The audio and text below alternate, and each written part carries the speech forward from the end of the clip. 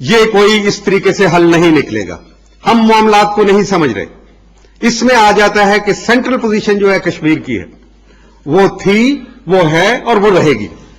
باوجود اس کے کہ انہوں نے اور معاملات میں بہت پیش رفت کی ہے، لیکن میرا خیال ہے اس کا کوئی حل نہیں نکلے گا. جیسا کہ فلسطین کا حل یاسر عرفات کو اور اس وقت کے اسرائیلی وزیر اعظم رابین کو نوبل پرائز دینے سے حل نہیں نکلا تھا فلسطین کا. فلسطین زیادہ خون آشام ہو گیا تھا. آج بھی وہ مسئلہ اور زیادہ پہلے سے گمبھیر ہے. تو یہ کیا بات ہوئی کہ اگر حل نہیں نکلنا تو پھر اس راستے پہ ہم چلے کیوں؟ کہ کس کے لیے حل نکلے گا؟ یہ میرا خیال ہے امریکہ کے لیے حل نکلے گا. یہ ایک اور بات ہے، امریکہ کی کیا دلچسپی ہے کشمیر کے اندر؟ اگر یہ حل نہیں نکلنا تو امریکہ کیوں ایسے حل کے پیچھے پڑا ہوا ہے؟ وہ سمجھتے ہیں کہ حل نہیں نکلے گا. اگر امریکہ سمجھتا تو میڈلین آل برائٹ نے جو دلی کے اندر سیمینار ہوا، دسمبر میں تھا یا نومبر میں مشاہد صاحب؟ دسمبر میں جو سیمینار میں اس نے کہا کہ کشمیر کا واحد حل جو ہے ریفرینڈم ہے. اگر وہ کہہ رہی ہے، جو پرانی وزیر خارجہ تھی امریکہ کی اور یہودن بھی ہے نسل سے، تو پھر اس کا مطلب کیا ہے کہ ان کے دل میں تو حل یہی ہے. بالآخر امریکہ جو فلیگ بیرر ہے جمہوریت کا، آزادی رائے کا اور استصواب رائے کا، تو وہ کیوں کہہ رہا ہے یہ بات؟ اور ہم نے وہ قراردادیں اٹھا کے الگ رکھ دی. کیوں؟ اس لیے کہ امریکہ ایک نفسیاتی کیفیت پیدا کرنا چاہتا ہے یہاں پہ، کیونکہ وہ یہ جان چکے ہیں کہ کشمیری من حیث القوم بھارت کے ساتھ نہیں رہنا چاہتا. لیکن جب تک یہ قرارداد موجود ہیں اور یہ آپشن موجود ہے کہ پاکستان کے ساتھ ہم نے جانا ہے، تو وہ پاکستان کے حق میں ووٹ دیں گے. کیونکہ اس کے ڈیموگرافک سروے اگر کیا جائے تو 1,25,00,000 کشمیریوں میں سے 50 لاکھ تو پاکستان کے اندر اور مختلف ملکوں کے اندر ہیں. باقی 3.8 ملین 38 لاکھ جو ہیں وادی کے اندر، 2 لاکھ جو ہیں وہ 3.2 لاکھ جموں میں ہیں اور 2 لاکھ بدھسٹ ہیں اوپر. تو جب اس کو مجموعی طور پہ ہم دیکھتے ہیں تو ایسا لگتا ہے کہ فیصلہ پاکستان کے حق میں ہو جائے گا. لیکن کشمیریوں کو امریکہ اس سطح پہ لانا چاہتا ہے بالآخر نفسیاتی طور پہ کہ وہ کہیں گے نائدر انڈیا نور پاکستان. پھر وہ جائیں گے یونائٹڈ نیشن میں قرارداد لے کے کہ اس کو محدود نہ کیا جائے یونائٹڈ نیشن کے پرانے ریزولوشن کی روشنی میں، بلکہ ان کو پورا حق دے دیا جائے جیسے ایسٹ تیمور کو دیا تھا. اور پھر اس کے بعد وہ کشمیری جو ہے فیصلہ کرے کہ میں انڈیا کے ساتھ بھی نہیں رہتا، پاکستان کے ساتھ بھی نہیں رہتا. اور پھر نیٹو کو یہاں لا بٹھایا جائے جیسا کہ ابھی نیٹو کو افغانستان میں بٹھایا گیا ہے، پھر اس کو کشمیر میں داخل کر دیا جائے. یہ ہے اسٹریٹجک گیم پلان جس کے اوپر وہ کام کر رہے ہیں. اب انڈیا کا مقصد یہ ہے کہ لائن آف کنٹرول کو ہی مستقل کر دیا جائے. نیلم ویلی پاکستان کو دے دی جائے، کیونکہ پاکستان کو نیلم ویلی میں موومنٹ کی نقل و حرکت کی بہت تکلیف ہوتی ہے، وہاں بہت کیجولٹیز ہوتی ہیں، تو ان کا یہ ڈر خوف ختم کر دیا جائے. لیکن باقی کشمیر جو ہے اس کو نہ چھوڑا جائے. جبکہ امریکہ کا میکسیمم مقصد یہ ہے کہ وہ کشمیر کو آزاد کروا دے. نمبر 2، اگر ایسا نہیں ہو سکتا تو وادی کو اس طریقے سے کرے کہ انڈیا اور پاکستان دونوں مل کے چین کے مقابلے میں وہ جو جس کو ساؤتھ ایشین نیٹو کہا جاتا ہے اس کے اندر یہ اس کی خدمت میں معمور ہو جائے. یہ ہے وہ مقاصد، باقی سب ہیرا پھیری ہے. اب ہمارا مسئلہ جو ہے وہ انڈیا نہیں ہے. انڈیا ہمارے لیے کوئی چیز نہیں، کوئی حیثیت نہیں رکھتا. یہ جنگ ہم جیت چکے تھے. ہمارا مسئلہ ہے واشنگٹن، کہ واشنگٹن کو کیسے ہینڈل کریں. بہت لوگ کہتے ہیں کہ واشنگٹن کے ساتھ کیسے لڑ سکتے ہیں. یہ بڑا دلچسپ سوال ہے واقعی. لیکن کیا واقعی ہم کو واشنگٹن سے لڑنے کی ضرورت ہے؟ کیا واشنگٹن واقعی ہمارے اوپر جنگ مسلط کرنے جا رہا ہے؟ کیا واقعی وہ ہمیں اٹیک کر دے گا یا نیوکلیر صلاحیت ہم سے چھین لے گا؟ یہ وہ جو کچھ بھی ہے وہ تو اور طریقے بھی کر رہے ہیں، اور طریقوں سے بھی کر رہے ہیں. ابھی انہوں نے آپ نے جو نیوکلیر سائنٹسٹ کے ساتھ کیا، انہوں نے کہا ہمیں قبول ہے یہ، لیکن اس کی پاکستان کو کیا قیمت ادا کرنی پڑے گی؟ چودھری صاحب نے تو کہہ دیا کہ ہمیں قبول ہے جو آپ نے فیصلہ کیا، لیکن کیا قیمت ادا کرنی پڑے گی؟ کیا نیٹو میں شمولیت داخل کرنے کی جو ان کی خواہش ہے وہ قبول کرنی پڑے گی، یا کیا نیوکلیر جو ایسٹس ہیں ان کی جوائنٹ کسٹڈی قبول کرنی پڑے گی؟ اشارہ انہوں نے کر دیا کہ ہم مل کے پاکستان کے ساتھ یہ کام کریں گے، joint custody. They will demand from you, आज नहीं तो कल ज्वाइंट कस्टडी मांगेंगे। ज्वाइंट कस्टडी क्यों मांगते हैं?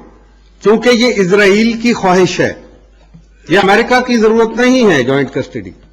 ये उन्होंने बताया है कि इजराइल ने हमसे कह रखा है कि जब तक पाकिस्तान का न्यूक्लियर प्रोग्राम जो है वो महफूज हाथों में ना हो, हमारे जो महफूज हाथ हैं वो कहते हैं कि हमारे इस्तेमाल के लिए, जब अमेरिका कहता है कि महफूज हाथों में हो तो इसका मतलब है कि उनके महफूज हाथों में हो ताकि ये इस्तेमाल ना हो सके। ये है दो तजादात की दुनिया जिसके अंदर हम चल रहे हैं। बहरहाल इंडिया पाकिस्तान के ताल्लुकात जो हैं बहुत नाजुक मोड़ पे हैं। मेरा ख्याल है कि 16 फरवरी से जो मुज़ाकरात शुरू हो रहे हैं 16 से 18 तक, उसको दानिस्ता तौर पे भारत ने इसको नीचे रखा है, सतह इसकी बहुत अंडर सेक्रेटरी के लेवल के ऊपर, ज्वाइंट सेक्रेटरी के लेवल के ऊपर रखा। ज्वाइंट सेक्रेटरी के लेवल, सेक्रेटरी लेवल पे पहले माजी में बातें हो चुकी हैं, लेकिन बात होगी सेक्रेटरी लेवल, अभी है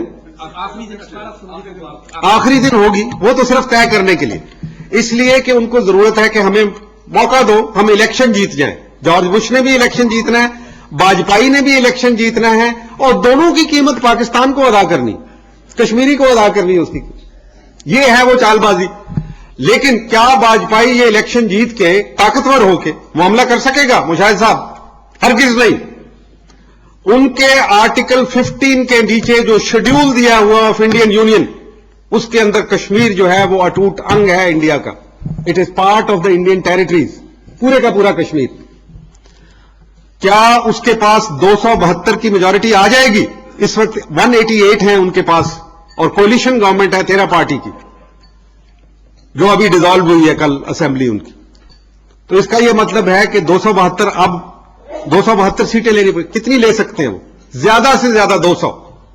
वाजपेयी में आखिर में कह देगा, मुशाहिद साहब ने भी कहा कि वो वाहिद आदमी है जो कर सकता है, मैं कहता हूं कि नहीं कर सकता। यह है जमहूरियत का वो एक हिसार। वो जाके कह देगा कि जी मुझे तो 2/3 जनाब हजूर, मैं तो बहुत करना चाहता हूं, लेकिन देखें मेरी तो सिर्फ 200 सीटें हैं, मैं 272 सीटें कहां से लाऊंगा, मेरी पार्लियामेंट में कैसे लेके जाऊंगा ये चीज? ये मसला ऐसे हल नहीं होगा।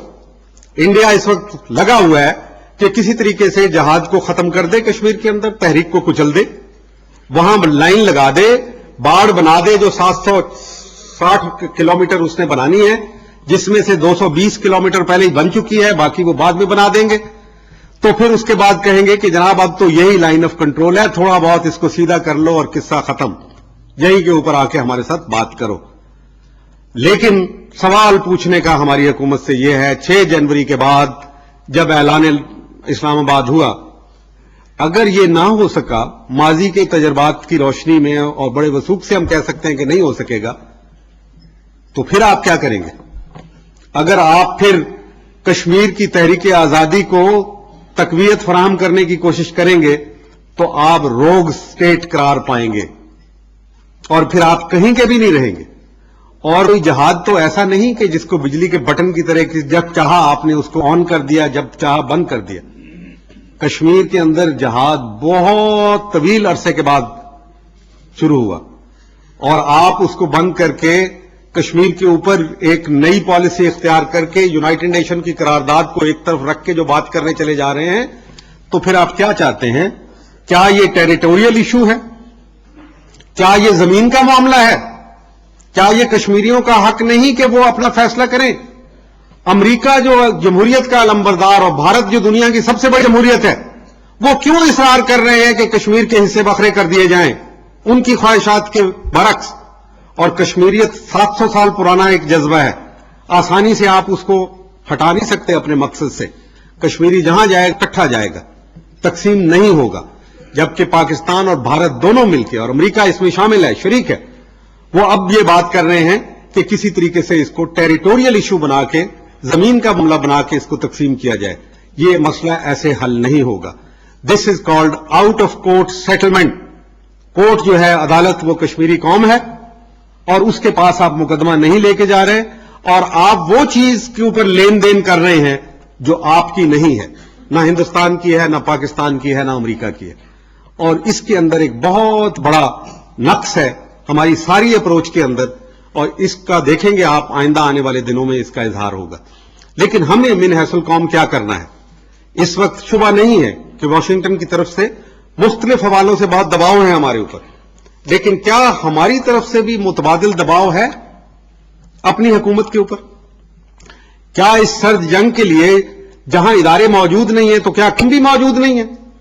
کہ کیا قوم کے اندر حمیت نہیں ہے کہ وہ کھڑی ہو کے اپنی پارٹی وابستگیاں چھوڑ کے، اور پارٹیوں کی کیا بات ہے، پارٹیاں تو ساری واشنگٹن کے اپروول کو تلاش کر رہی ہیں، واشنگٹن کی طرف دیکھ رہی ہیں، تمام کی تمام پارٹیاں، اس میں کوئی استثناء نہیں، تو پھر کیا قوم اسی طریقے سے ہر ایک چیز کو غرق ہونے دے گی؟ یہ سوال آپ کے سامنے بھی ہے، میرے سامنے بھی ہے، اور ڈاکٹر صاحب کے سامنے بھی ہے. بہت شکریہ آپ کا.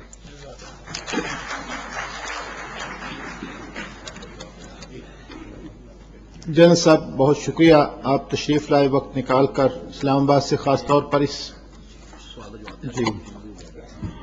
اب میں ایک سوال جو آیا تھا سید مشاہد حسین صاحب کے لیے بھی وہ اس کا جواب دینا چاہتے ہیں، میں ان سے گزارش کروں گا کہ وہ تشریف لائیں اور اس سوال کا جواب دیں. تھینک یو جی. سوال یہ ہے جی، کاہوٹا پلانٹ، یہ ٹائپ کیا ہوا ہے انہوں نے، بڑی تیاری کے ساتھ سوال کیا ہے انہوں نے، جنرل صاحب کے لیے تھا اور میرے لیے تھا. میں سوال پڑھ لیتا ہوں پہلے سمجھ آئے لوگوں کو. کاہوٹا پلانٹ میں آج تک کوئی بھی صدر مملکت، وزیر اعظم اور آرمی چیف تک نہیں جا سکا. وہ کون سے ایسے عوامل اور کون سی ایسی ضرورت تھی جس بنا پر حالیہ وزیر خزانہ شوکت عزیز صاحب کو اس انتہائی حساس ادارے کا دورہ اس وقت کرایا گیا جب وہ صدر مملکت کے ہمراہ امریکہ کے دورے پر جانے والے تھے؟ یہ کاہوٹا پلانٹ کی تاریخ کا ایک منفرد واقعہ ہے. مشاہد صاحب سے امید کی جاتی ہے کہ وہ یہ معاملہ سینٹ کے آئندہ اجلاس میں اٹھا کر موجودہ حکومت سے اس کی وضاحت طلب کریں گے، جبکہ جنرل حمید گل صاحب بحیثیت سابق انچارج ISI سیکیورٹی کے حوالے سے اس کی صحیح صورتحال پر روشنی ڈالیں تاکہ قوم اصل حقیقت سے آگاہ ہو سکے. یہ سوال ہے. اچھا جی، میرے لیے دو حصے دیے آپ نے. پہلی بات تو یہ ہے کہ یہ آپ کا جو مفروضہ صحیح نہیں ہے. صدر اور وزیر اعظم جا چکے ہیں کاہوٹا پلانٹ.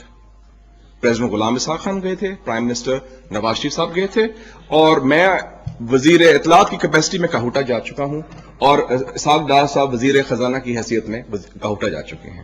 تو یہ پہلی دفعہ نہیں ہوا، یہ منفرد بات نہیں ہوئی. جہاں تک شوکت عزیز کیوں گیا، کیسے گیا، یہ سوال ان سے پوچھا جائے. ہی از دا رائٹ مین. میں کسی کا ترجمان نہیں ہوں، میں اپنی کیپیسٹی میں بات کر رہا ہوں. دوسری بات جی، وہ قصوری صاحب کو جواب پوچھے جناب، میں ان کا اسپوکس مین تو نہیں ہوں نا، میں اپنی بات کرتا ہوں، میں فیکٹس پر بات کر رہا ہوں، اوپینینز پر بات نہیں کر رہا. مشاہد صاحب سے امید کی جاتی ہے کہ یہ معاملہ سینٹ کے آئندہ اجلاس میں ہے. آپ اخبار شاید پوری طرح نہیں پڑھتے. 24 دسمبر کو سب سے پہلے نیوکلیئر سائنٹسٹ کا ایشو میں نے سینٹ پر اٹھایا تھا.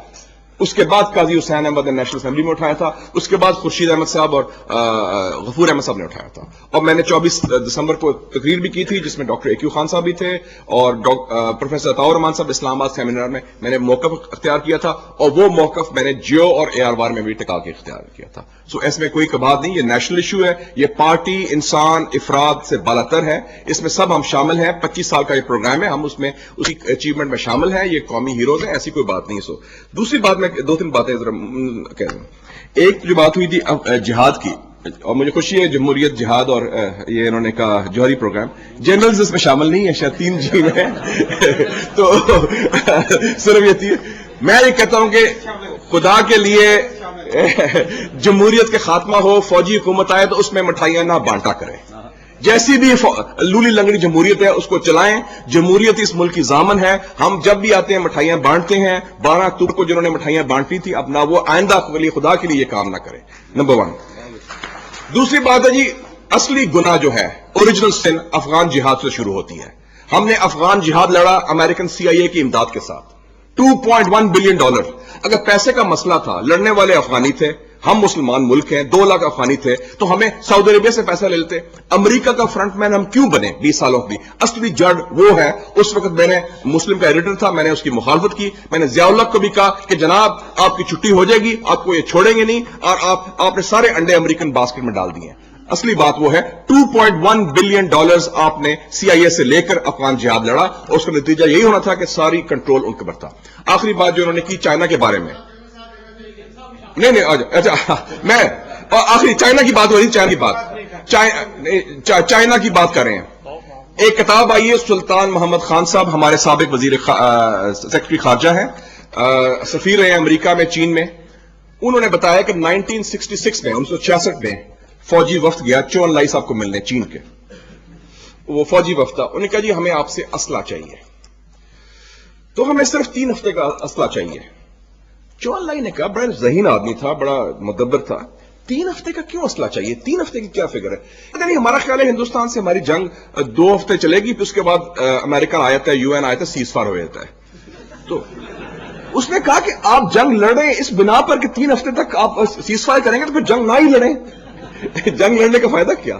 تو ہماری جو سوچ رہی ہے نا جی، ہم پالیسی بنائیں سوچ سمجھ کے ادارے کے ذریعے، ہم پنگے نہ لیں. معاف کرنا، ہم پنگے لیتے ہیں، پھر مار پڑتی ہے، پھر ٹیلی فون کال آتا ہے.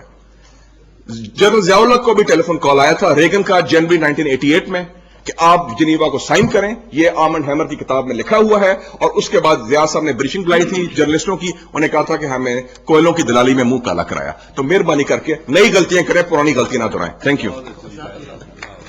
بہت شکریہ جی. حضرات، ہمارے مقررین میں ایک جناب SM ظفر صاحب بھی شامل تھے، لیکن وہ وزیر اعلیٰ کے ساتھ غالباً کسی میٹنگ میں تھے، ابھی تک پہنچ نہیں سکے ہیں. انہوں نے وعدہ کیا تھا کہ وہ پہنچ جائیں گے 12 بجے تک، لیکن وقت زیادہ ہو گیا ہے. اب میں دعوت دے رہا ہوں اس سیمینار کے صدر محترم ڈاکٹر اسرار احمد صاحب سے. گزارش کروں گا کہ وہ اپنے خطاب کا آغاز فرمائیں.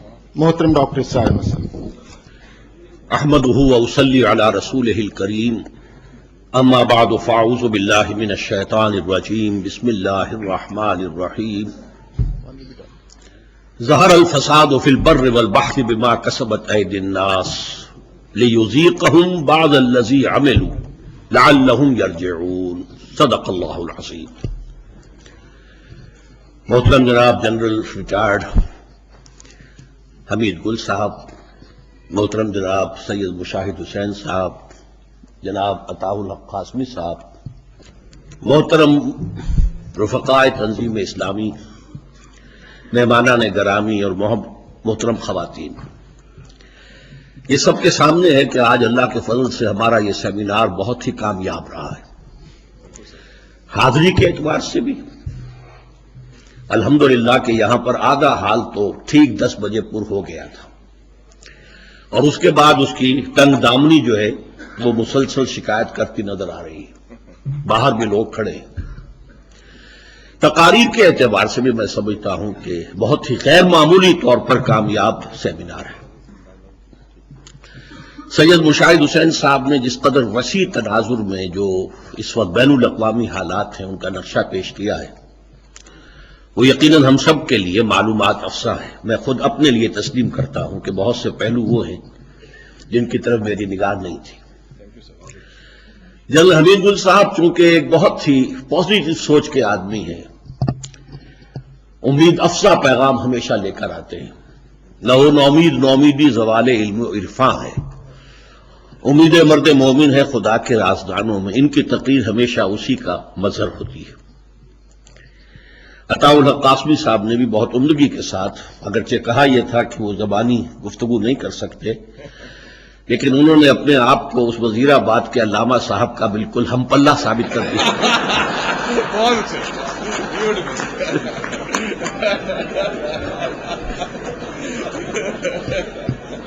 اب مجھے جو کچھ عرض کرنا ہے، مجھے اندیشہ یہ ہے کہ میری بات آپ میں سے بہت سے حضرات کو اچھی نہیں لگے گی، اور ان کا ہے پیام اور میرا پیام اور ہے. میں اپنی بات شروع کرنا چاہتا ہوں کہ ہماری پسپائی جہاں سے شروع ہوئی ہے. 9/11 کے بارے میں کہا گیا تھا پورے دنیا کے ٹیلی ویژن پر کہ امریکہ will never be the same again, اور میں نے اسی وقت کہہ دیا تھا the world will never be the same again. یہ واقعہ تاریخ عرضی کا، میں کہوں گا تاریخ انسانیت کا ایک بہت ہی اہم واقعہ ہے. میں اس بحث میں نہیں جانا چاہتا کہ یہ کس نے کرایا. میرا اپنا ایک نقطہ نظر ہے کہ یہ یہودیوں کا کیا ہوا ہے معاملہ. کسی مسلمان، کسی تنظیم، کسی ادارے کے پاس ایسا نو ہاؤ موجود نہیں تھا، نہ ہی اسے گراؤنڈ سے وہ سپورٹ مل سکتی تھی جس کے بغیر یہ کام کیا جا سکتا. یعنی ہاں جو بھی ان کے پاس چونکہ ولیکن قلم در کفے دشمن است، ذرائع ابلاغ ان کے ہاتھ میں ہے، فوراً اس کو جو ہے پاکستان اور افغانستان کی طرف دھکیل دیا گیا۔ 11 ستمبر کو واقعہ ہوا تھا اور 16 ستمبر کو صدر مشرف صاحب نے اپنے ہاں 2 کانفرنسیں بلائی تھی مختصر مشاورت کی۔ صبح صحافی حضرات تھے، سپہر میں علماء اور مشائخ۔ میں نہ علماء میں نہ مشائخ میں، نہ کبھی مجھے اس قسم کی کسی کانفرنس میں بلایا گیا، سوائے یہ کہ ایک دفعہ جنرل ضیاء الحق صاحب نے علماء کانفرنس میں مجھے بلا لیا تھا، یہ 1980 کی بات ہے۔ بہرحال وہاں جو نقشہ میں نے دیکھا، اگرچہ تمام حضرات نے ایک بات تو کہی کہ جناب جب تک کوئی جرم ثابت نہ ہو جائے، نہ اسامہ کو کوئی سزا دینا درست ہے اور نہ طالبان کے خلاف کوئی اقدام درست ہے، یہ تو سب نے کہا۔ لیکن میں نے بعض علماء و مشائخ کا انداز دیکھا کہ وہ بہت ہی چاپلوسانہ تھا مشرف صاحب کے لیے، اور مجھے میرے اندر اس کی وجہ سے خالص پنجابی لفظ وٹ چڑھنا شروع ہوا۔ اور اتفاق یہ ہے کہ میری کرسی تھی بالکل برابر صدر صاحب کے، میں لیفٹ ہینڈ پہ بیٹھا ہوا تھا، اور اظہار رائے شروع ہوا رائٹ سے، تو ہوتے ہوتے وہ آخری باری میری تھی۔ میں نے یہ کہا کہ صدر صاحب اگر آپ نے اس موقع پر طالبان کے خلاف امریکہ کا اعلی کار بننا گوارا کیا تو نمبر 1 یہ عدل و انصاف کے مسلمہ اصولوں سے بغاوت ہے، کوئی جرم ثابت نہیں۔ نمبر 2 یہ غیرت، ابھی نام دے رہے تھے کوئی مقررین میں سے، غیرت بھی تو کوئی شے، وہ غیرت تو ختم ہوئی۔ غیرت نام تھا جس کا، گئی تیمور کے گھر سے، کہاں ہے غیرت؟ غیرت نام کی کوئی شے پاکستانی قوم میں موجود نہیں، اور ہمارے صدر نے بے غیرتی کا مظاہرہ کیا، ایک ریاست ایک حکومت کو خود سپانسر بھی کیا، اس کو سپورٹ کیا، اس کو بنایا۔ دنیا نے تو یہ بھی کہا کہ پاکستانی فوج وہاں لڑتی رہی، پھر یہ کہ ہم نے وہاں پر سفارت خانہ کھولا ہوا تھا، اور ایک دھمکی اور ختم، پتاشے کی طرح نہیں، تھوک کی طرح بیٹھ گئے۔ اور تیسری بات میں نے کہی تھی کہ یہ اسلام سے بغاوت ہوگی کہ ایک مسلمان ملک کے خلاف آپ ایک غیر مسلم ملک کی امداد کریں۔ چوتھی بات میں نے یہ کہی کہ جو آپ اس کی مصلحتیں بیان کر رہے ہیں میں مانتا ہوں وہ صحیح ہے، لیکن عارضی ہیں، بہت جلد آپ کا نمبر بھی آ جائے گا، اس لیے کہ اس پورے فینومینن کے پیچھے امریکہ نہیں ہے، اسرائیل ہے، اور اسرائیل کے نزدیک اس کا سب سے بڑا دشمن جو دنیا کے اندر ہے وہ عالم عرب نہیں ہے، وہ پاکستان ہے۔ میں اس وقت نہایت افسوس کے ساتھ عرض کر رہا ہوں، مجھے کوئی خوشی نہیں ہے کہ میری وہ پیشن گوئی حرف بحرف ثابت ہوئی۔ پچھلے 2.5 سال جو ہیں وہ در حقیقت ہماری پسپائی کی نہایت دردناک داستان ہے۔ سب سے پہلے ہمارا وہ کمانڈو صدر جو آگرہ سے اکڑی ہوئی گردن لے کر آیا تھا کہ کوئی بات نہیں ہوگی جب تک کشمیر کا ایشو نہ ہو، وہ گردن اکڑی ہوئی، مڑ بھی گئی اور جھک بھی گئی۔ اب ساری باتیں ہو رہی ہیں سوائے کشمیر کے، اور صحیح کہا گیا، کشمیر کا بھی صرف یہ کہ ہم بات کر لیں گے بس، اور قطع کوئی لچک، آپ لچک کی بات کر رہے ہیں، انہوں نے کسی لچک کی بات نہیں کی، وہ تو کہتے ہیں اٹوٹ انگ ہے ہمارا، اس میں کوئی شک اور اختلاف ہے ہی نہیں۔ نمبر 2 جہاد، جسے ہم کہتے ہیں کہ وہ جہاد ہے، وہ تو اصل میں در حقیقت فریڈم فائٹ ہے، یہ ٹیررزم نہیں ہے۔ آج ہم نے تسلیم کر لیا کہ وہ ٹیررزم تھا۔ 14 سال کی ہماری محنت کو 1 منٹ میں زیرو کر دیا گیا۔ تازہ نیوز ویک پڑھیے، جو ہندوستان کے وہ مجاہدین ہیں وہ کہہ رہے ہیں کہ وی بین بیٹریڈ بائی پاکستان، ہمیں دھوکہ دیا گیا، ہمیں ختم کر دیا گیا، وہ بھی ختم ہوا۔ تیسرے نمبر پر ایٹمک ہمارے اساسات، اس کے لیے یہ معاملہ تو خیر نیا ہوا ہے، ابھی ہمارے خلاف کیس تو بلڈ ہو رہا تھا، فائل تو بن رہی تھی، ابھی ایران اور لیبیا نے بات نہیں کی تھی، امریکہ نے صاف کہہ دیا تھا ہمیں معلوم ہے، ہمارے پاس ثبوت ہے کہ نارتھ کوریا کو تم نے دیا ہے۔ یہ دوسری بات ہے کہ ہم ابھی آپ سے کچھ کہنا نہیں چاہتے، آپ ابھی ہمارے الائی ہیں، القاعدہ کے خلاف، ٹیرر کے خلاف ہمارے ساتھی ہیں، لہٰذا یہ دوسری بات ہے۔ افغان جنگ ہو رہی تھی روسیوں کے خلاف، تو بھی انہوں نے اپنا منہ دوسری طرف کر لیا تھا، کرتے رہو جو کرنا ہے، اور امریکی صدر جو ہے وہ سرٹیفکیٹ ایشو کرتا رہا تھا ہر سال۔ تو ان کی اپنی مصلحتیں، جیسے کہ کہا گیا، صحیح کہا گیا۔ بہرحال اب اس کے ساتھ جو محبت کے ترانے آ رہے ہیں، میرے نزدیک یہ ایک نہایت خطرناک پیش رفت ہے۔ محبت کا ترانہ یقیناً بہت محبوب شے ہونی چاہیے۔ لو بگیٹس لو، محبت کا جواب محبت سے دیا جانا چاہیے۔ اور ایک طرف سے محبت کی بات ہو رہی ہو تو دوسری طرف سے کوئی کھرا انداز، کوئی کورا انداز، تو کوئی بھی پسند نہیں کرے گا۔ بڑی ہمت کی ہمارے وزیر اعلیٰ نے پنجاب کے سکھ وزیر اعلیٰ کے جواب میں کہ دوستی محبت یہ چیزیں، ثقافت اپنی جگہ ہوتی ہے، لیکن ملک علیحدہ شے ہے۔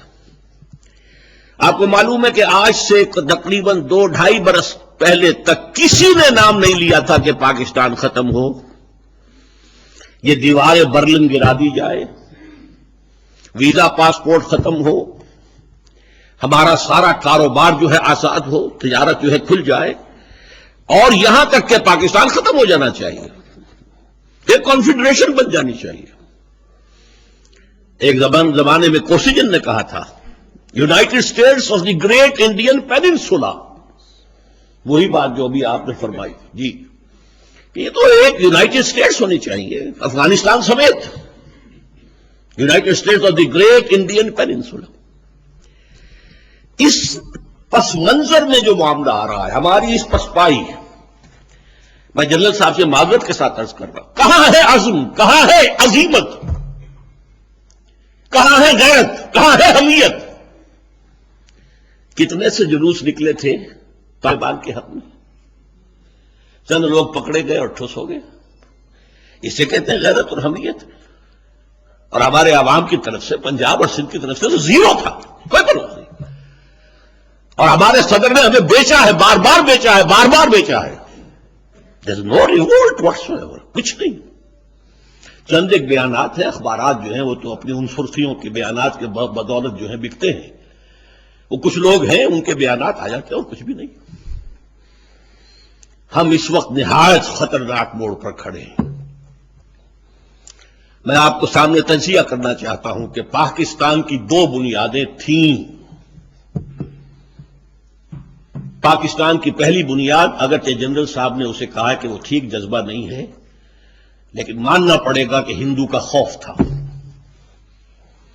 ہندو ہم سے 3 گنا زیادہ، تعلیم میں زیادہ، پیسے میں زیادہ، بیداری میں زیادہ، آرگنائزیشن میں زیادہ، وہ ہم سے 1000 سالہ شکست کا بدلہ چکائے گا۔ جب اندرا گاندھی موتی لال نہرو کی پوتی نے یہ الفاظ کہے، موتی لال جو کھل کر یہ بھی نہیں کہتا تھا کہ میں ہندو ہوں، پوچھا گیا تمہارا مذہب کیا ہے، کیا پوچھتے ہو؟ زبان کے اعتبار سے میں مسلمان ہوں، اردو بولتا ہوں، رہن سہن کے اعتبار سے میں یورپین ہوں، ہاں میں خاندانی اعتبار سے ہندو۔ اس کی پوتی نے کہا وی ہیو ارنڈ اور 1000 years defeat۔ یہ ہے ان کی ذہنیت اندر کی، بڑے سے بڑے لبرل اور بڑے سے بڑے سیکولر ہندو کے ذہن کے اندر یہ ہے۔ ان کا سینہ چھلنی ہے، ان کی بھارت ماتا کے ہم نے ٹکڑے کرائے ہیں۔ یہ بالکل ایسے ہی ہے جیسے گو ماتا کے ٹکڑے آپ پڑتے ان کے سامنے، اور وہ انتقام ان کے اندر ہے۔ اس بات کو ہندو سائیکالوجی اور ہندی سائیکی جو ہے اس کے اعتبار سے سامنے رکھیے۔ ایک تھی ہندو کی خوف کی کا ایک منفی جذبہ، میں بھی مانتا ہوں منفی جذبہ ہے۔ مسلم لیگ 1906 سے 1930 تک صرف اس جذبے پر پروان چڑھی ہے، کوئی پازیٹو مقصد اس کے سامنے نہیں تھا۔ اس پورے عرصے کے دوران قائد اعظم تو ہندو مسلم اتحاد کے سفیر کی حیثیت سے شکل کرتے رہے، ادھر سے ادھر، ادھر سے ادھر۔ بعد میں ہندو کے طرز عمل سے مایوس ہو گئے اور کہا ہے کہ ہندو ناقابل اصلاح ہے۔ اور مسلمانوں کا حال یہ ہے کہ ان کا ایک بڑا لیڈر مجھ سے جو بات صبح کرتا ہے، شام کو جا کے وہ گورنر کو بتا دیتا ہے۔ میں ایسی قوم کی قیادت کیسے کروں؟ This is why he went to England, settle there. لیکن اسی وقت اصل میں ایک اور مسیحا آیا ہے، اصل مسیحا وہ ہے قائد اعظم تو مایوس ہو کر جا چکے تھے، اور وہ تھا اقبال۔ 1930 کے خطبے میں اس نے ایک پازیٹو جذبہ جو ہے انجیکٹ کیا ہے اس کے اندر، احیاء اسلام، دنیا میں اسلام کی ایک عملی شکل۔ 1930 میں کوئی پروپوز کیا کر سکتا تھا پاکستان کو؟ انہوں نے کہا تھا کہ یہ میرا ویژن ہے، دس از ڈیسٹنی، کہ ہندوستان کے شمال مغرب میں ایک آزاد مسلمان ریاست قائم ہوگی، ہونی چاہیے نہیں، ہوگی، اور اگر ایسا ہو گیا تو ہمیں موقع مل جائے گا کہ اسلام کے روئے انور پر دور ملوکیت میں، عرب امپیریلزم کا لفظ نوٹ کیا، بڑا سخت لفظ استعمال کیا، خلافت راشدہ کے بعد دور بنو امیہ ہو، دور بنی عباس ہو، دور عثمانی ہو، کیا ہے امپیریلزم، صفوی حکومت ہو، مغول حکومت ہو، اور فلاں حکومت، کیا چاہیے؟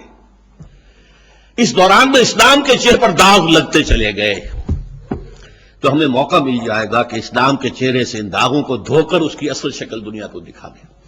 یہ تھا وہ پازیٹو جذبہ جو انجیکٹ کیا ہے، اور آپ کو معلوم ہے کہ نیگیٹو پازیٹو دو تارے ہوں، ٹرک جو ہے کرنٹ دوڑتا ہے۔ پھر 1932 میں پھر جب گئے ہیں علامہ اقبال راؤنڈ ٹیبل کانفرنس میں شرکت کے لیے لندن، تو وہاں جا کر انہوں نے ملاقات کی ہے، اور اس کے بعد کہا قائد اعظم نے کہ یہ میرے مینٹر بھی ہیں، مرشد بھی ہیں، گائیڈ بھی ہیں۔ بہرحال یہ دوسرا جذبہ تھا جو 1937 سے 1947 تک پاکستان کا مطلب کیا، لا الہ الا اللہ، گیلوینائز کیا اس نے پوری قوم کو، شمال سے جنوب اور مشرق سے مغرب تک۔ اس کے نتیجے میں پاکستان قائم ہوا۔ اب نوٹ کیجئے، مثبت جذبہ ہم ختم کر چکے، دفن کر چکے، کہاں ہے وہ اسلام؟ اور اب بھی ہماری پرائرٹیز میں کہیں نہیں ہے، کہیں نہیں ہے۔ آج کی تقریروں میں بھی ذکر کیا ہے جنرل صاحب نے، لیکن وہ کوئی پرائرٹی نہیں ہے۔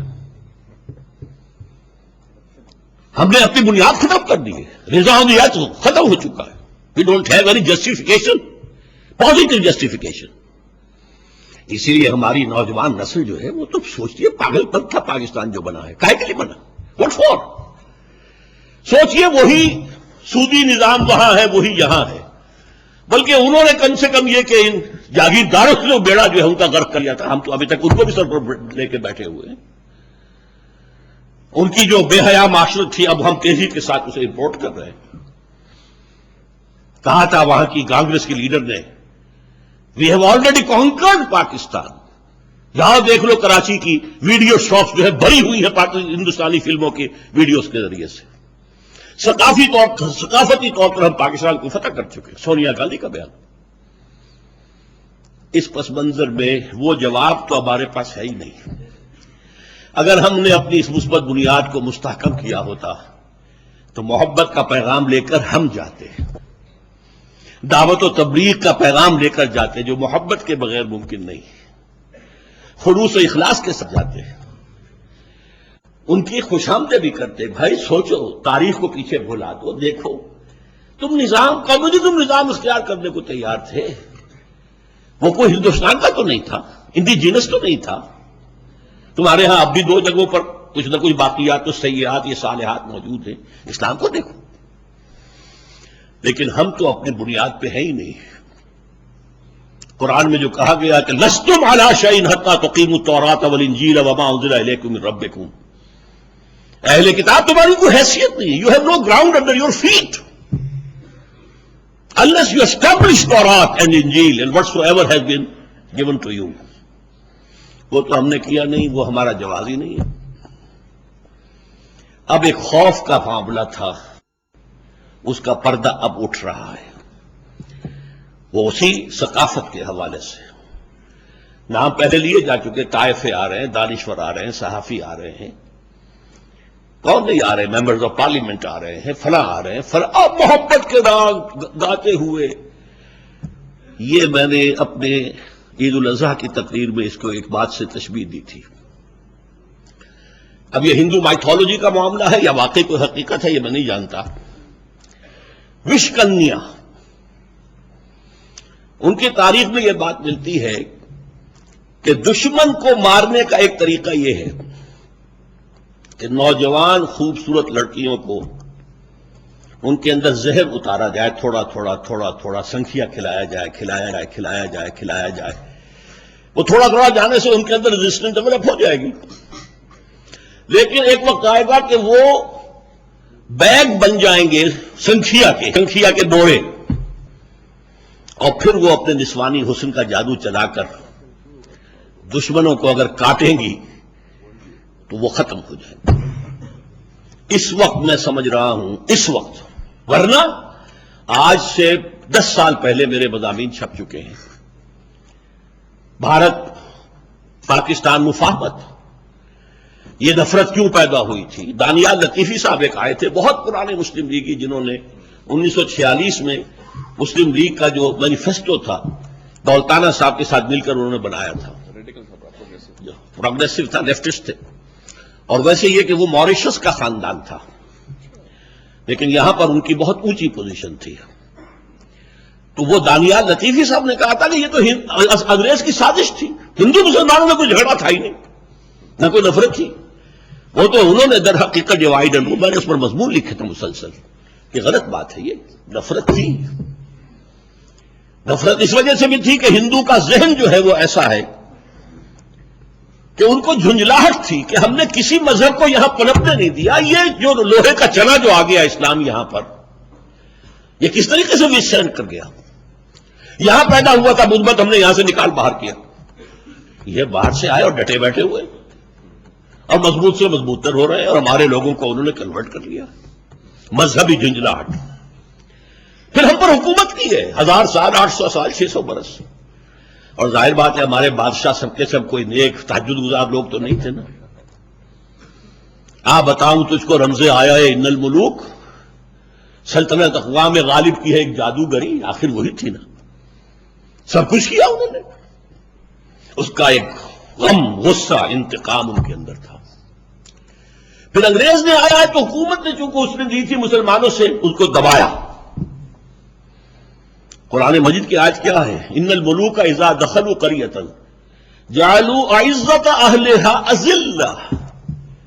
بادشاہوں کا طریقہ یہ ہوتا ہے کہ جب وہ کسی ملک اور بستی میں داخل ہوتے ہیں فاتح ہو کر، تو وہاں کے عزت والوں کو نیچے کر دیتے ہیں، ذلیلوں کو اوپر لے آتے ہیں، کیونکہ ذلیل بک جاتا ہے۔ وہ ہمارے ساتھ انہوں نے کیا انگریز نے آ کر، اور سپورٹ دی ہندو کو۔ ہندو کے لیے it was a matter of change of masters, کوئی نئی بات تھی نہیں، انگریزوں کے پہلے مسلمانوں کے تھے، اب انگریزوں کے ہوئے، change of masters, that's all. وہ آگے نکل گئے ہم سے، ان کے حوصلے بڑھے، شدی کی تحریک، سنگٹن کی تحریک، ریکلیم کرو انہیں، یہ کہاں سے ہے مسلمان، علیحدہ قوم نہیں ہے، یہ نفرت تھی۔ ہاں انگریز نے بھی اس نفرت میں جلتی آگ پر تیل ڈالا، ڈیوائڈ اینڈ رول کی اس کی پالیسی تھی، خاص طور پر کنزرویٹو پارٹی، تو اس ایلیمنٹ کو بھی ہمیں ماننا پڑے گا کہ وہ تھا۔ یہ ایودھیا کا مسئلہ ہے کہ انگریز کا اٹھایا ہوا ہے، کسی ہندو کی لکھی ہوئی کتاب نہیں تھی اس نے یہ بات واضح کی ہو کہ یہ تو یہاں پر رام مندر تھا، انگریز۔ بہرحال لیکن یہ کہ اس کے بعد جو ہمارے فادرز آف دی نیشن ہیں ان کا جو تصور تھا وہ آنا چاہیے تھا۔ قائد اعظم سے پوچھا گیا تھا کہ بھارت اور پاکستان کے تعلقات کیسے ہوں گے، فرمایا جیسے یونائٹڈ اسٹیٹس آف امریکہ اور کینیڈا کے۔ علامہ اقبال نے تو اس سے آگے بڑھ کر کہا تھا اپنے 1930 کے خطبے میں کہ پاکستان جو ڈیفینڈ کرے گا انڈیا کو against any aggression whether ideological اور ٹیریٹوریل، یہ اس خطبے کے اندر موجود ہے، اور پاکستان نے یہ کام کر کے دکھا دیا ہے۔ اگر پاکستان نہ ہوتا تو ہندوستان کمیونزم جو ہے آگ کی طرح پہنچ جاتا ہوا۔ یہ تو جو اسلامی جذبہ مسلمانوں کے اندر تھا، اور وہ بے خدا بے خدا بے خدا، اس لہذا یہ کھڑا ہو گیا چٹان کی طرح، اور اسی لیے امریکہ نے جو ہمیں استعمال کیا اور فرنٹ سٹیٹ بنایا، تو بھارت بچ گیا ہے در حقیقت۔ اس حوالے سے اگر معاملہ چلتا اس رخ پر تو بہت بہتر تھا، بہت بہتر تھا، بہت بہتر تھا۔ شاید اس بات کی نوبت آ جاتی جو شاہ ولی اللہ دہلوی نے تفہیمات الہیہ میں لکھی ہے کہ ایک وقت آئے گا کہ ہندوستان کے اونچی ذات کے ہندوؤں کی اکثریت اسلام قبول کر لے گی، لیکن معاملہ چلا ہے بالکل برعکس. ہم کولڈ وار میں امریکہ کے تھیلے کی بلی بن گئے یا مچھلی گڑھے کی مچھلی بن گئے. بھارت میں جو کچھ ابھی آپ نے سنا ہے، جو کہا نہرو نے، وہ ٹھیک کہا کہ تم تو ایک بیرونی پاور کے اعلی کار بن گئے ہو، اب اندرونی معاملات بدل گئے. بہرحال اب بھی صورتحال یہ ہے، اچھی طرح سمجھ لیجئے، انتہائی خطرناک موڑ پر ہے، اور ہمارا کوئی ساتھی نہیں ہے پوری دنیا میں. نہ چین ہے، اب ایران نے جو کچھ کیا ہے وہ ہمارے سامنے، اسے اپنی جان کے لالے پڑے ہوئے. ان کا جو انقلاب تھا وہ ختم ہو رہا ہے، ان کی نگاہوں کے سامنے جا رہا ہے. اگر روک سکتے تو روک لو، جیسے کہ سورہ واقعہ میں نقشہ کھینچا گیا ہے کہ جب کوئی فوت ہوتا ہے تو ہماری نگاہوں کے سامنے ہم اسے لے کر جا رہے ہوتے ہیں. روک سکتے ہو تو جا رہا ہے. اس حوالے سے یہ وقت ہے اللہ کو پکارنے کا. اگر اس کی مدد شامل حال نہ ہوئی تو تمہاری داستان تک بھی نہ ہوگی داستانوں. Pakistan we just vanish.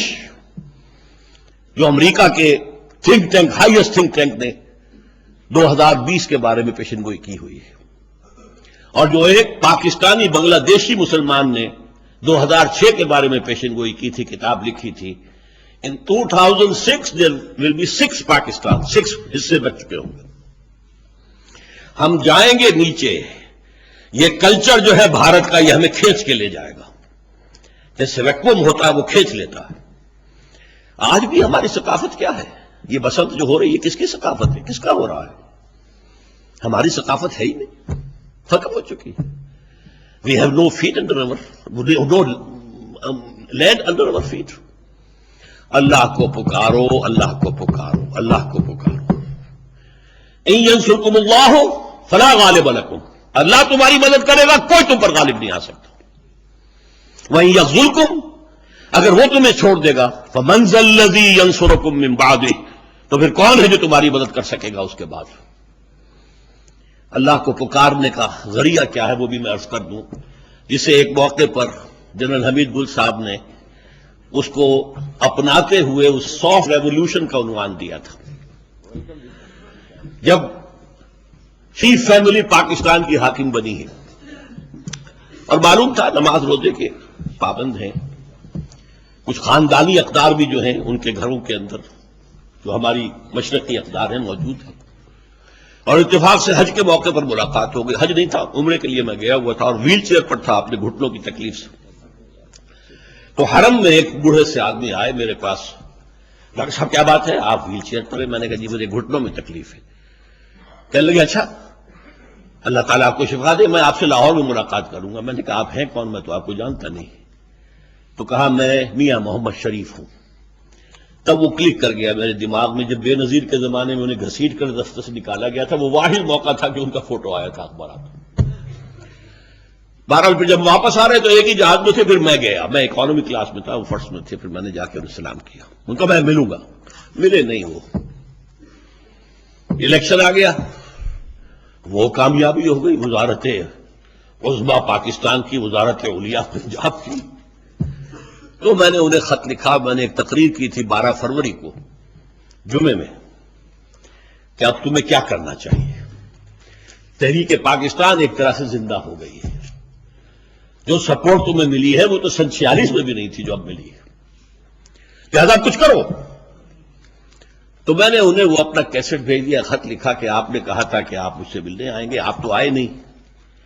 میں سوچتا تو رہا لیکن میں نے یہ محسوس کیا کہ دین کے کسی خادم کے کسی دولت مند کے دروازے پر حاضری دینا اچھا نہیں ہے. میں نہیں آیا. البتہ اب یہ صورتحال بن گئی ہے تو میں نے اپنا یہ کیسٹ آپ کو بھیج رہا ہوں، آپ سنیے. میاں نواز شریف اور میاں شہباز شریف کو تو ظاہر بات ہے کہ مبارکبادیں وصول کرنے سے یہ وقت نہیں ہے، لیکن آپ سن لیں، اگر سنا سکتے ہیں ان کو بھی سنا دیں. پھر اگر کسی چیز کی وضاحت کی ضرورت ہو تو مجھے طلب فرمائیے، میں سر کے بل حاضر ہو جاؤں. فون آ گیا کل صبح ہمارے چاروں شرفا، آپ شاید 3 سے ہی واقع ہوں، میاں محمد شریف بھی، میاں محمد نواز شریف بھی، میاں شہباز شریف بھی، میاں عباس شریف بھی. وہ عام طور پر معلوم نہیں ہے بھاگے. بہرحال امید ہو گئی تھی تو میں نے ان کے سامنے پروپوزل رکھی کہ دیکھیے اس پاکستان کے دستور میں پورا اسلام موجود ہے، قرارداد مقاصد میں موجود ہے، دفعہ 227 میں موجود ہے۔ قرارداد مقاصد میں ہم نے اللہ کی حاکمیت مانی ہے، یہ نظام خلافت ہے، حاکمیت اللہ کی، تو انسانوں کے لیے خلافت ہے، collective voice regency of the Muslims. اور نمبر 2، آپ کی دفعہ 227 دستور کی کہہ رہی ہے no legislation can be done here repugnant to the Quran and the Sunnah. اسلام تو ہے، لیکن کچھ چور دروازے ہیں جن کی وجہ سے یہ غیر مؤثر ہے۔ 227 اٹیچ کر دی گئی کاؤنسل آف اسلامک آئیڈیالوجی کے ساتھ۔ دفعہ قرارداد مقاصد کو ہمارے جسٹس نسیم حسن صاحب نے کہہ دیا کہ جناب یہ بھی ایک دفعہ ہے، وہ بھی ایک دفعہ ہے، کوئی ایک دفعہ جو ہے وہ دوسری دفعات کے اوپر حاوی نہیں ہو سکتی، وہ بھی ختم ہوئی۔ فیڈرل شریعت کورٹ بنائی تو اس کے اندر ججز جو ہے ان کا معیار نیچے رکھا تاکہ جب چاہے انہیں نکالا بھی جا سکے۔ تقی عثمانی صاحب کو اٹھا کے ایسے پھینک دیا جب سود کا ججمنٹ لینا تھا اپنی مرضی کے مطابق۔ یہ آپ چور دروازے بند کروا دیں تو سلولی ایک بڑے ہی ریگولر پروسیس سے، ریشنل لیگل کانسٹیٹیوشنل پروسیس سے، یہ نہیں میں کہتا ایک دن میں جو کہتے ہیں ہم ایک دن میں نافذ کر سکتے ہیں ہم فلاں کر، نہیں، قطعاً نہیں۔ New legislation will have to be made. یہ ہماری فکریں جو ہے 400-500 سال پرانی، یہ ہمارے ساتھ اب نہیں دے سکتی پورے طور پر، لیکن وہ اسی طرح ہوگا کہ آپ کی نیشنل اسمبلی لیجسلیشن کرے، لیکن مجھے یہ حق ہونا چاہیے کہ میں سپریم کورٹ کا دروازہ کھٹکھٹاؤں کہ جناب آپ کے دستور میں لکھا ہے کہ لیجسلیشن کوئی نہیں ہو سکتی ریپگننٹ to the Quran and the سنہ، let me prove it has crossed the boundaries of قرآن۔ تو یہ بات اس کے ساتھ رفتہ رفتہ اگر عدالت مان لے واپس کر دے گی، لیکن دستور قانون بنائے گی وہی پھر اسمبلی، نیشنل اسمبلی۔ بہرحال امید ہوئی تھی لیکن کچھ نہیں ہوا۔ آخر میں سمجھتا ہوں جو بھی جس کا اثر ہے، جو بھی اثر ہے، وہ اس کے لیے سنجیدگی سے سوچے۔ فَفِرُّوا إِلَى اللَّهِ، دوڑو اللہ کی طرف۔ اس دوڑ کے لیے پہلا قدم بھی تو ہوتا ہے نا، یہ قدم اٹھوایا جائے۔ کاش کہ ہماری ایم اے سمجھ لے اس کام کو، وہ ایل کو چکر میں سال سے زیادہ پڑی رہی ہے، یہ بات کسی نے نہیں کی، آج تک نہیں کی۔ سائنسدانوں کا مقدمہ لے کر سڑکوں پر آ گئی، حالانکہ واقعہ یہ ہے کہ اب ان کے لیے اپنی فیس سیونگ مشکل ہو گئی ہے، جس طریقے سے کہ عبد القدیر خان صاحب نے اپنا اقبال جرم کر لیا۔ بہرحال یہ ہے کرنے کا کام، اگر یہ نہ ہوا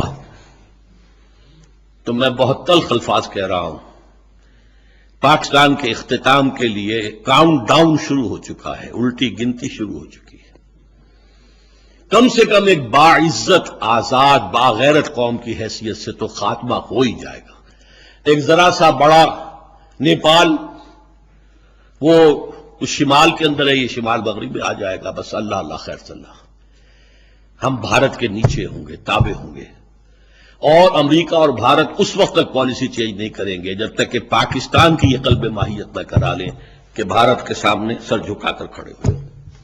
پھر اسٹریٹجیز تو چینج ہوتی رہتی ہیں، نشان یہی ہے زمانے میں زندہ قوموں کا کہ صبح و شام بدلتی ہیں ان کی تقدیریں، وہ تو بدلیں گی، لیکن اس وقت یہ بات ہے لازماً کہ پاکستان کو it has to be cut to size, either to erase it from the map of world, یا یہ ہے کہ محض ایک طفیلی سا کو ملک بن کر رہ جائے۔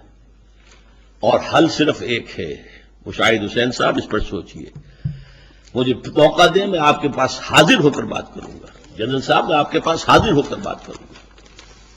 میں سر کے بل گیا تھا نواز شریف کے ہاں بھی، میری آنکھوں میں آنسو آ گئے تھے۔ میں نے کہا تھا میئر صاحب آپ کو کیا پتا یہ پاکستان کیا چیز ہے؟ ہم سے پوچھئے، 170 میل پیدل چل کر پاکستان پہنچے ہم، حصار سے اور سلیمان کی ہیڈ ورکس 170 مائل ان 20 days، 95,000 کا قافلہ تھا، اور آج ادھر حملہ ہو گیا، آج ادھر حملہ ہو گیا، 10 میل لمبا تو گڈوں کی قطار ہوتی تھی۔ ہم سے پوچھئے، آپ کو تو یہاں بیٹھے ہوئے چھپر پاٹ کر اللہ نے ملک دے دیا۔ میرے آنکھوں میں آنسو آ گئے تھے۔ اس پر کہا تھا جنرل جو ان کے ساتھ عبد المجید نام ہے غالباً، کہا تھا کہ میاں صاحب انہوں نے تو اپنا کام کر دیا، ہم نے شکوہ بتا دیا تھا، اس میں یہ کبھی کیجئے، اس میں یہ اضافہ کیجئے، انہوں نے تو اپنا کام کر دیا ہے، اب آپ کا کام ہے۔ تو میرے سامنے تو کہا کہ اچھا راجہ صاحب، راجہ ظفر الحق صاحب سے کہ تیاری کیجئے پھر ترمیمی بل کی، ترمیمی بل لے کر آئے تو 15ویں جو وہ تھی جو ترمیم لا حول ولا قوت الا باللہ، وہ تو کوئی وہ خلیفہ ہارون الرشید بننے کی فکر میں تھے اس وقت۔ بہرحال میں تلخ نوائی پر معذرت خواہ ہوں، کہنا وہی چاہیے جو دل میں ہو۔ عربی کی کہاوت بھی ہے کہ ظرف سے وہی ٹپکتا ہے جو اس کے اندر ہوتا ہے، کسی کی بھی دل آزاری مقصود نہیں ہے۔ اللہ کرے کہ میں غلط ہوں اور مثبت تجزیہ کرنے والے حضرات صحیح ہوں، مجھے اس سے بہتر اور کیا خوشی ہوگی۔ اقول قولی ھذا واستغفر اللہ لی ولکم ولسائر المسلمین والمسلمات۔ اب میں دعوت دیتا ہوں احسن ظفر صاحب سے تشریف لائیں اور اپنے خیالات کا اظہار فرمائیں۔ جناب ڈاکٹر اسرار صاحب، حاضرین کرام، بڑا معذرت خواہ ہوں دو باتوں کے لیے خاص طور پر۔ ایک تو وقت پہ پہنچ نہ سکا، ایک بہت ضروری میٹنگ تھی جو چل رہی تھی، دوسرے یہ کہ صدارتی خطبہ ہو جانے کے بعد کچھ کہنا بہت ہی نامناسب مجھے دکھائی دیتا ہے، لیکن چونکہ یہ حکم ہوا ہے اور صدر سے جانب سے حکم ہوا ہے، صدر جلسہ کی جانب سے، نہایت مختصر الفاظ میں کچھ باتیں ضرور عرض کر دوں گا، یوں سمجھے کہ نکات بیان کر سکوں گا، تقریر کا تو وقت نہیں ہے۔ پہلی بات تو یہ ہے کہ پاک بھارت تعلقات کے متعلق کوئی بات حتمی طور پر کرنی بڑی مشکل ہے، اور حتمی طور پر نہ کر سکنے کی وجہ بڑی واضح ہے، جس سے آپ تمام حاضرین واقف ہوں گے، خاتون حضرات۔ وہ یہ کہ ایک تو ہمارا اس معاملے میں پاکستان اور بھارت کے تعلقات کا ٹریک ریکارڈ نہایت ہی خراب رہا ہے، مایوس کن رہا ہے، اور اس میں اب تک کوئی گنجائش پہلے نہیں دیکھی گئی، اور جب کبھی اس پر نظر ڈالتے ہیں تو مایوسی کا اظہار ہوتا ہے، اور اس لیے اچانک یہ سمجھنا کہ فضا بالکل تبدیل ہو چکی ہوگی یقینی طور پر بہت مشکل سا ایک معاملہ ہے جس کو فوراً طے کرنا بہت مشکل دکھائی دیتا ہے۔ دوسری وجہ اس کے جلد نہ سمجھ آنے کی اور اس کی مشکلات کی یہ ہے کہ اس تعلقات کے درمیان اصل مسئلہ جو پڑا ہوا ہے وہ ہے کشمیر کا۔ جب تک اس کے حل کرنے کی گنجائشیں نہیں نکلتی اس وقت تک بھی حالات درست ہوتے دکھائی نہیں ہوتے، اور کشمیر کے مسئلے کو یہ سمجھنا کہ فوراً حل ہو جائے گا یہ بھی بہت ایک مشکل سی بات ہے۔ تیسری وجہ بھی ایک بڑی ضروری ہے جس کا ذکر کر دوں میں کہ کیوں میں حتمی طور پہ فیصلے پر نہیں پہنچتا، کہ جب بھارت کی اندرونی سیاست پر نظر ڈالتا ہوں، ان کی جو نئی صورتحال وہاں بن رہی ہے، تو ایسے معلوم ہوتا ہے کہ وہاں ہندوتا یعنی ہندوازم کا ایک دفعہ پھر بڑا جنون اور زیادہ زور شور ہو رہا ہے، اور جب وہ ان کا مزاج بنتا چلا گیا اور وہ سیکولرزم سے ہٹتے چلے گئے تو اس میں بھی پاک بھارت کے تعلقات کے معاملے میں فوراً کوئی نظریہ یا کوئی فیصلہ کرنا اتنا آسان کام نہیں ہوگا۔ چوتھا مسئلہ جس کے لیے ہمیں غور کرنا پڑے گا ہمارے اندرونی معاملات ہیں۔ جب تک پاکستان مضبوط رہے گا، صحیح حالت میں رہے گا، طاقتور ہوتا چلا جائے گا، پاک بھارت تعلقات آسانی سے بہتر ہوتے چلے جائیں گے۔ اگر ہم میں کوئی کمزوریاں آئیں گی تو اس میں بھی یقینی طور پر تعلقات میں بھی آئندہ چل کر مشکلات ضرور آئیں گی۔ ان تمام باتوں کے باوجود یہ کہنے میں بھی کوئی عار نہیں ہونا چاہیے کہ ایک نیا موقع سامنے آتا دکھائی دے رہا ہے۔ وہ کیوں آتا دکھائی دے رہا ہے، کیوں یہ توقعات پیدا ہوئی ہیں؟ سب سے پہلی بات تو یہ ہے کہ سارک کانفرنس نے ایک نیا ماحول مہیا کرنے میں بڑا کردار ادا کیا ہے۔ ہر علاقے کی ایک اب تنظیم چکی ہوئی ہے۔ یورپین یونین نے ایک بہت بڑا یورپ کا ایک یونٹ بنا دیا ہے۔ آسیان نے بھی ایک بڑی اچھی تنظیم بنا کے اپنے علاقے میں بڑی ترقی کی ہے۔ تو اس علاقے کے ساؤتھ ایسٹ ایشیا کے لوگوں کو جو یہ تنظیم ہے ان کے ذہن میں بھی یہ بات آئی اور تمام لوگوں کے ذہن میں یہ بات آئی کہ ہمارے علاقے میں اور سارک کانفرنس میں کوئی کامیابی نہیں ہو رہی، ہم آگے نہیں بڑھ رہے، اس کی وجہ کیا ہے؟ اور ظاہر ہے کہ بالکل منطق کی بات ان کے سامنے تھی اور انہوں نے اس کو پہلی دفعہ برملا اس کا اظہار کیا کہ اس کی وجہ یہ ہے کہ سارک کے دو جو بڑے فریق ہیں وہ بجائے آپس میں ایک دوسرے کے ساتھ تعلقات بڑھائیں وہ ایک دوسرے کے مخالف بنے بیٹھے ہیں۔ جب تک ان کے درمیان کوئی مفاہمت نہیں ہوگی اس علاقے کے لوگوں کی غربت نہیں ہٹ سکے گی اور یہاں کوئی ترقی نہیں ہوگی، باقی تمام علاقے آگے نکل جائیں گے، ہم پیچھے رہ جائیں گے۔ تیسری وجہ جو توقعات کے بڑھنے کی ہے وہ یہ کہ بھارت کے اپنے عزائم ہیں، بلا شک و شبہ ہر ملک کے اپنے عزائم ہوتے ہیں، پاکستان کے اپنے عزائم ہیں، بھارت کے اپنے عزائم ہیں، اپنے نیشنل انٹرسٹ ہیں. ان کا نیشنل انٹرسٹ اب یہ تقاضا کرتا ہے جو وہ ان کو اپنی آئندہ کے مستقبل دکھائی دیتا ہے کہ اگر ہم پاکستان کے ساتھ تعلقات اپنے نہ بنائیں تو وہ ان کے عزائم جو اب ریجنل سے کچھ کسی حد تک باقی عالمی بنتے جا رہے ہیں وہ پورے نہیں ہو سکیں گے. آپ ان کو یوں کہہ لیجئے کہ ان کا اپنا سیلف انٹرسٹ تقاضا کرتا ہے کہ وہ اب پاکستان کے ساتھ تعلقات بنائیں. اور پھر پانچویں بات یہ ہوئی ہے کہ یہ پہلی بار ہے کہ پاکستان اور بھارت دونوں، میں رعایتاً یہ لفظ استعمال کر رہا ہوں، اصطلاحاً استعمال کر رہا ہوں کہ دونوں ایک کیمپ میں ہیں.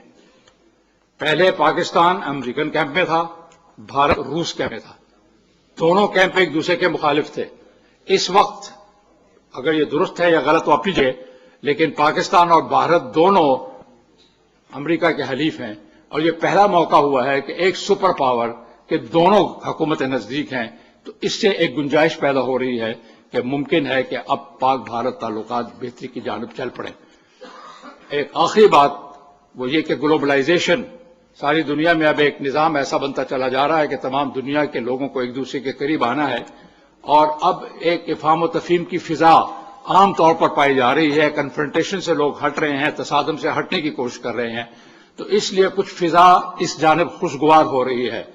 تو بہتر ہے کہ اس موقع کا فائدہ اٹھایا جائے، اور میں سمجھتا ہوں کہ ایک لحاظ سے امید رکھ کر بلا شک و شبہ بڑے احتیاط کے ساتھ، بڑے محتاط ہو کر، کوشسلی اپنے معاملات کو درست سمجھتے ہوئے اور دیکھتے ہوئے ہمیں بغیر کسی گھبراہٹ کے پاک بھارت کے تعلقات کو اچھے جانب چلانے کے لیے جو کوششیں ہو رہی ہیں اس کا خیر مقدم کرنا چاہیے، اور امید رکھنی چاہیے کہ انشاءاللہ یہ تعلقات بہتر ہو سکیں گے. بہت بہت شکریہ. شکر سب شکر کہ جب آگا منزل نصیب. اللہ کا شکر ہے کہ ہماری یہ محفل جو ہے اپنے اختتام کو پہنچ رہی ہے. آخر میں ہم اللہ تعالیٰ سے خشوع و خضوع کے ساتھ دعا کریں. اسے رسمی دعا نہ سمجھیے، دل کی گہرائیوں سے اللہ تعالیٰ سے توبہ، استغفار، اور یہ کہ اللہ ہمیں مہلت دے کہ ہم اس ملک کے اندر اسلامی نظام قائم کر سکیں. الحمدللہ الذی ہدانا لہذا وما كنا لنہتدی لولا ان ہدانا اللہ. ربنا لا تزغ قلوبنا بعد إذ هديتنا وهب لنا من لدنك رحمة إنك أنت الوهاب. اللهم ربنا نور قلوبنا بالإيمان واشرح صدورنا بالإسلام واجعلنا على بينة منك. اللهم صل على عبدك ونبيك ورسولك وحبيبك محمد وبارك وسلم. وصل وسلم وبارك على جميع الأنبياء والمرسلين وعلى ملائكتك المقربين وعلى عبادك الصالحين وعلينا معهم يا أرحم الراحمين. اللهم وفقنا لما تحب وترضى. اللهم انصر من نصر دين محمد صلى الله عليه وسلم من كانوا وحيث كانوا واجعلنا منهم. اللهم ربنا اجعلنا منهم. واخذل من خذل دين محمد صلى الله عليه وسلم من كانوا وحيث كانوا ولا تجعلنا معهم. اللهم وفقنا نقيم دينك المتين. اللهم وفقنا نقيم نظام الخلافة على منهاج النبوة في باكستان أولا وفي كل العالم آخرا. ربنا تقبل منا إنك أنت السميع العليم وتب علينا إنك أنت التواب الرحيم. اللهم اغفر لنا ولآبائنا ولأمهاتنا ولجميع المؤمنين والمؤمنات والمسلمين والمسلمات الأحياء منهم والأموات إنك سميع مجيب الدعوات. صلى الله تعالى على خير خلقه محمد وآله وأصحابه أجمعين.